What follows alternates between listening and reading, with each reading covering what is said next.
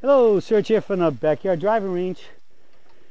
Oh, we have a question came in customer service, and this one starts.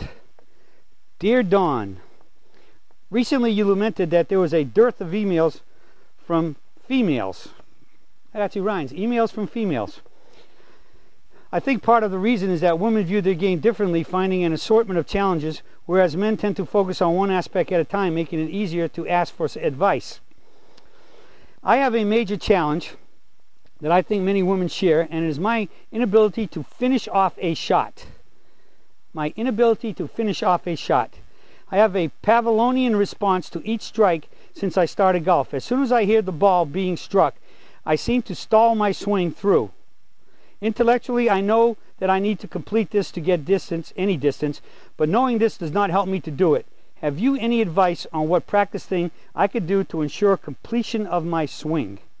This is from Ann Ellis in Kenilworth, England. Okay, Ann, thank you so much for writing, and hopefully this will maybe start opening up a lot of our other ladies on the site to start talking to us and sending in some questions, because ladies want to hit it just as well as men, and I think in many cases that some of the worst instruction has been given to ladies. And that's why in some cases you have, as Ann talked about here, different problems than men, plus we have physiological ones based on our differences in our body. But in many cases, I teach ladies the same way as I teach men. I teach juniors the same way I teach adults. So a lot of times when I've given lessons to a man, and he'll say at the end of the, they say usually at the end of a lesson, well, my wife plays golf, should she swing like this? And I know you're not supposed to answer a question with the question, but on the surge, and I can do that on a lesson tee, and I say, does the ball know who's holding the club? No. So the physics of a setup and a swing are the same no matter what your sex is, what your age is, what your race, your religion, your political affiliation, or whatever.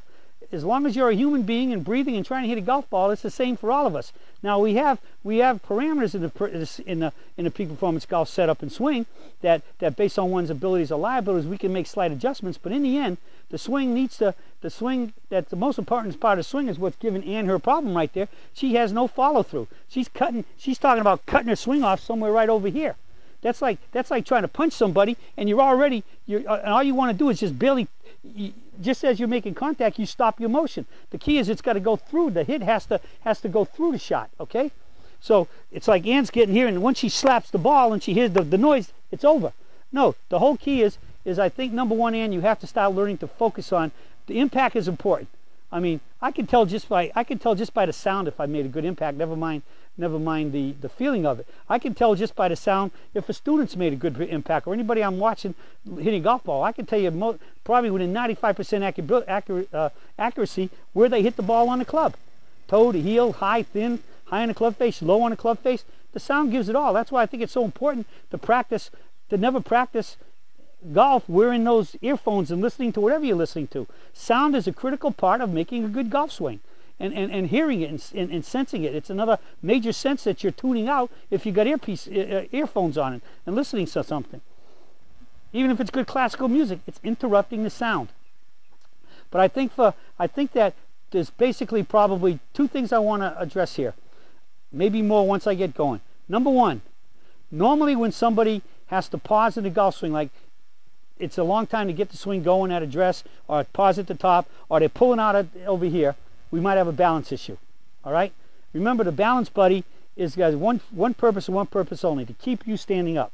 All right? And so if any time in your swing you're moving in any way, shape, or form to somewhere that's going to create a problem of you maintaining your balance, which could start pulling you out of your shot and possibly making you stumble or whatever else, and now you've got to move your feet or whatever, or adjust things so that you don't fall down. The balance buddy, that's his only job, to make sure you don't fall down. So if there's something wrong in your setup and something in your motion that's off, and in many cases I think with a lot of ladies, because you're so supple and flexible, you tend to way overturn, even though you're trying to keep the wide knees, outward pressure of the surge, of the peak performance surge setup and swing, and you get in here deep, you come over the top, and you're coming across, and the club's on a wrong path towards the target, and you end up having to try to stop it and make it go to target. But that tightening it and stopping it is twofold, to try to keep control of it, and also so that you don't get pulled off the ball, because you know that a good finish, you should be ending up where you started and standing here. But if you're going to make that swing and then you fall like this, hey, that doesn't look good, and you know you're not hitting the ball good doing that. So that could be a cause. You're too much backswing, too long a backswing. Even if you're over your toe line too long, you pull down.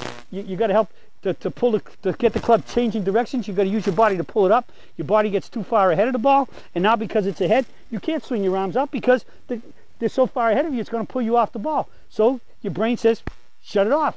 So boom, no matter what, your balance buddy takes over because he has one job: keep you standing up, keeping you looking like you're dignified, you're a lady, that you're not going to fall down, especially if you're wearing nice light clothes that get you all dirty. So it shuts the swing off. So balance has to be. Now, whether it's the setup is off or the swing is off, or it could be a combination of both. That's what you got to look at. But normally, cutting off this swing is always the shoulders are getting ahead of the ball, getting ahead of the arms, and again, so far forward that once your arms reach your toe line here, that's it. It's got to shut it off, or else you're falling down. Okay? So check that out. Balance is critical.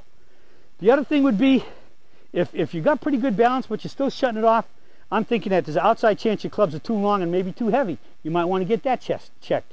Because a lot of ladies, especially many athletic ladies who are fairly athletic and swing, make a good, aggressive, powerful swing at a club, it's always been a norm in golf for pros and fitters to put them into, oh, you need men's clubs. Well, we know without a doubt that the muscle makeup of a woman, her upper body is 30-40% less muscle mass than a man, and yet we're going to give a lady that weighs 40-50 pounds less than an average sized man, or any man her size, that has 30-40% more upper body mass. We're going to give her a club and ask her to swing it with the same strength, speed, and control that a man has? No way. All right. So I've helped more good ladies who are good players stop playing better and more consistent by getting them out of men's clubs, and just if they need longer clubs, we put them in the longer clubs made with ladies components. So there's another option if that's happening. All right. Lastly, if you feel like your swing is pretty good, it's still cutting off, then I think the only thing is now you have to start thinking about focus on the finish. When I make my practice swings, all right, and especially off of side heel lies or whatever, I'm making a swing, I'm getting into the setup for that shot, and my whole key is to make the swing and get to that finish. Feel what's going on, especially on side heel lies, uphill lies, downhill lies.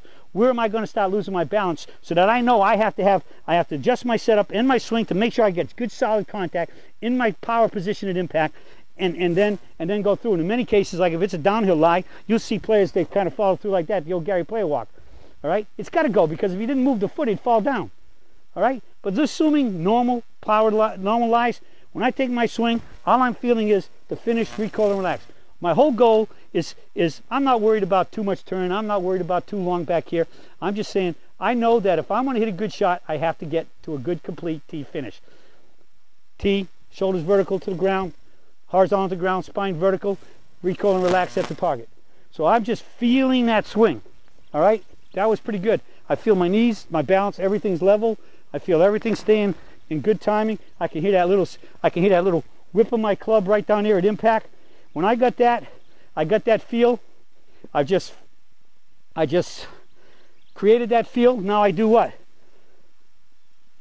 I felt the swing. Now I'm going to walk up and I'm going to swing that feel. And the whole key is to get to my finish. When you see me step up to a golf ball to hit a shot, even on these dailies, when I just stand here and start the daily off and roll everything here, I've already known, even without a practice swing, I know where my finish is. My whole goal every time is I'm just focusing on the finish. Boom, boom. I get here, I gotta have been able to have hit a pretty good golf shot. All right, so feel the swing the feel is important. Focus on the finish is important. But I'm probably, if I was a betting guy, I'd bet we got an issue here somewhere in the swing motion, that more than anything, your spine's getting ahead of the ball too much, and it's got to cut off there or else you're going to fall down. So get that concerned, get that fixed, and then focus on the finish, and I think you'll see a great improvement. And that's not just for ladies, it's for everybody. And there's a lot of people with that, because any overturning and overswinging has to have engaged the upper body to get the club pulled back up and around to get there. And anytime you're pulling the club up and around, you're doing it with your upper body, because that's one of the strongest muscle groups in your body, connected with your arms, enhanced to the club. And you get a forward of it, this gets too far out, the club's going, so you're trying to swing it fast to impact. Even if you're nipping the ball, you're going to have to cut it off. unless you're going to let yourself walk with the shot. And most of us don't want to do that, so it has to get cut off. So check your swing, check your setup, and when you get all that correct, focus on the finish. That's it for the search for today, and I'll be talking to you all again soon.